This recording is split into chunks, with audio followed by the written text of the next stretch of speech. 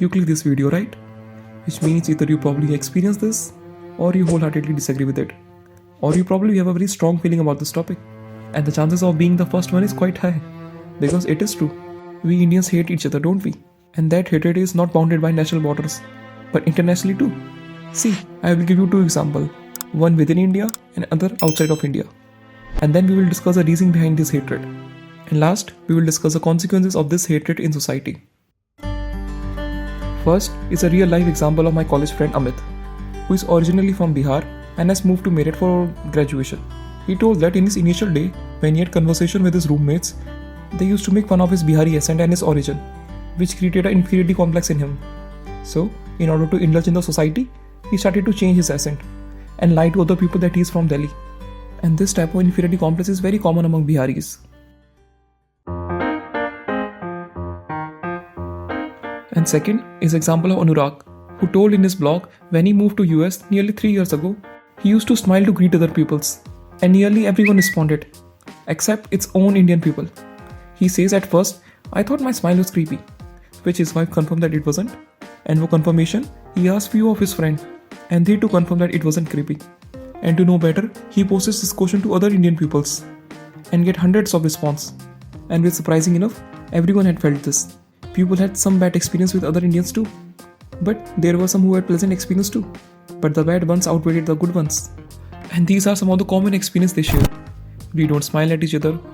The moment an Indian American realizes that other one was also on a visa here, their attitude change. Indians don't want other Indians to settle in their school district because their kids will face stiff competition. Indian bosses are bloodsuckers and they seem to be universal everywhere. People still believe in caste system. And you can also check out this Californian article. So, the question arises, why do we hate each other so much? Historical context. To understand the root of this issue, we must acknowledge India's diverse history. Throughout the centuries, various groups and communities have coexisted in this vast nation. However, historical conflicts and invasion have left lasting impressions that still influence their attitude today. Sociocultural factors. Another key factor is the influence of misinformation, conspiracy theories, and hate speech. We all have seen in this past few years, these type of narrative have gained a lot of attraction in social media and other media outlets. Growing calls in India for measures to curb hate speech on TV news channels. India's alarming escalation in hate speech. Extremist groups both online and offline have capitalized on this platform to spread their ideologies, which further fuel the communal disharmony. Tough competition. One of the most basic reasons which I think give rise to hating someone in Indian context is a huge demand and supply gap. When it comes to opportunities and attractive prospects, whether it's applying for job or the entrance exam, the applicants to seat available ratio is awfully huge. The process involved in acquiring many of those opportunities is very often unfair, which give birth to frustration and anger, and hence fuel the hatred among the individual who couldn't have what they clearly deserved. Propaganda and disinformation. Let's not forget the power of propaganda. We all have seen these influencers trying to sell their agenda to you through videos and social media posts. Individuals and organizations are advertising biased information to manipulate public opinion. And these type of tactics have been particularly effective in shaping negative perception. You can even see these type of things in real life. 5 years from now, people don't even know words like Andhbhakt and Vibrandu exist. And now, whole social media is divided between these two words. Consequences and impact on society. See, the consequences of this hatred can be very dire. It can lead to discrimination, violence, and social fragmentation. As this hatred not only affects the harmony in the society, but also affects the economy of the country, as it restricts the free flow of ideas, innovation, and talent, which hinders the overall development of the nation.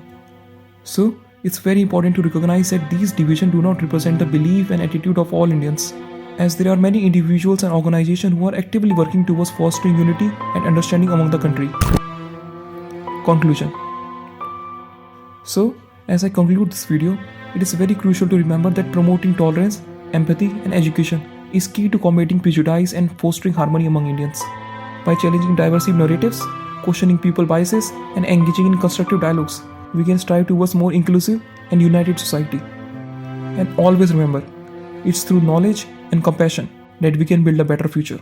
With this, I end this video by a quote from Martin Luther King. Darkness cannot drive out darkness, only light can. Hate cannot drive out hate, only love can.